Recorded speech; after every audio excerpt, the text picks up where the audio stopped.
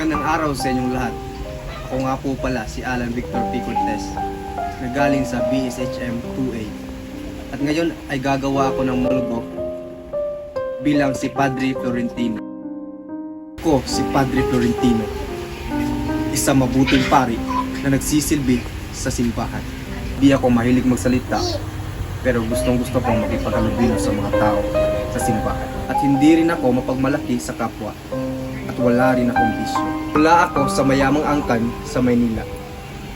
Kailanman ay hindi ko pinangarap na maging pari, pero pinilit ako ng aking ina na pumasok sa kumbento. Kaya napilitan akong iwan ang aking kasintahan.